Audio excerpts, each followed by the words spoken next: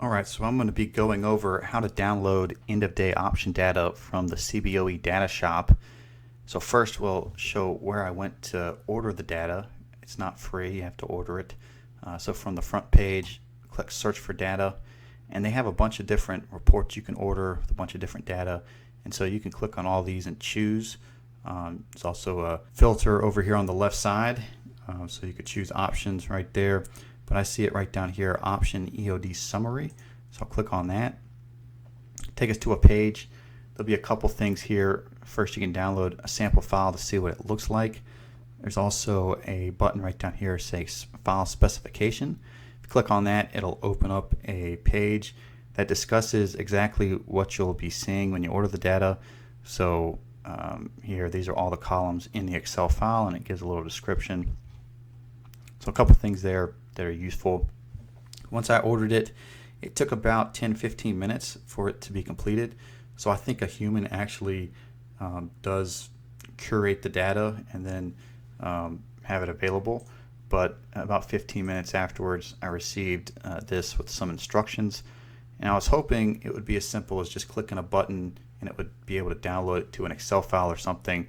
But you see here they have instructions talking about an SFTP credentials and installing an SFTP client.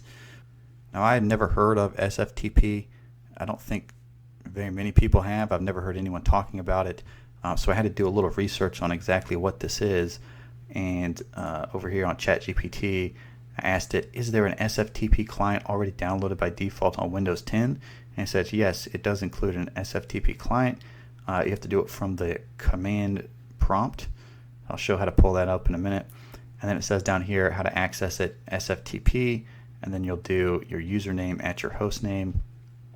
So the easiest way to do this, first we'll identify what's the username and what's the host name.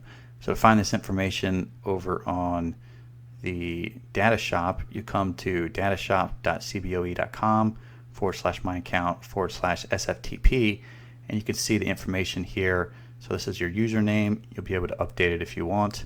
It also has the host name down here. Now it has some security features. You'll want to set a password. You can also do a key authentication, but it does say that you do not need to configure key authentication if you set a password. All right.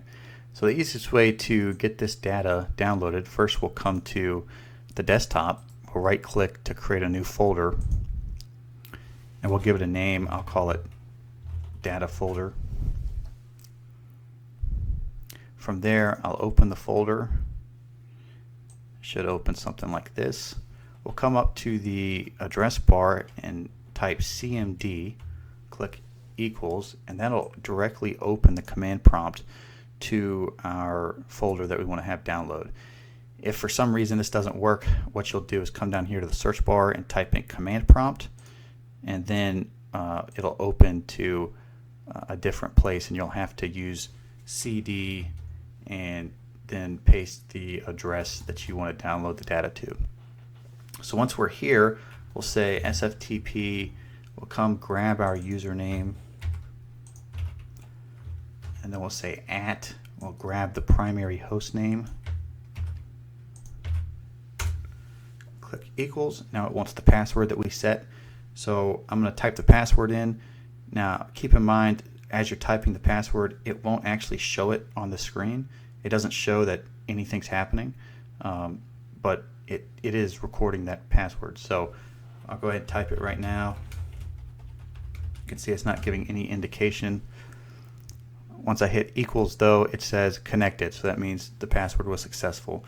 If for some reason you type in the wrong password, it'll say something like didn't connect, try again. Alright, so from here what we'll do is we'll type in dir, and this will show us all of the folders in the place that we're at. So to give a little context as to what I believe is going on here, we've connected to an outside server that's owned by the CBOE Datashop, and it's similar to our computer, right? On our computer we have folders. Another name for a folder is a directory. So that's what we are indicating when we type in dir. We want to see all of the folders that are on this third-party server. And the only folder here is the folder that contains the data that we just ordered.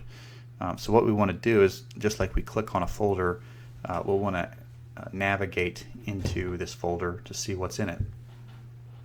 So to do that, we'll say cd, and then the name, order. Alright, and so we'll click equals there, and then we'll say dir again. So we can see there's another folder inside of that folder. So we'll navigate again to that folder.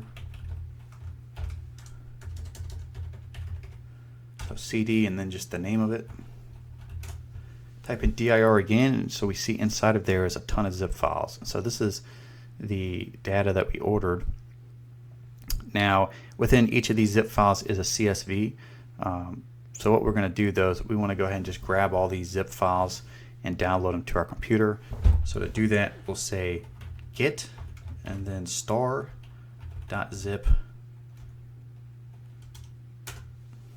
and then we'll press enter, and we can see it's already started to download, and those are coming into the folder right here. So over here on the right side, it gives some information.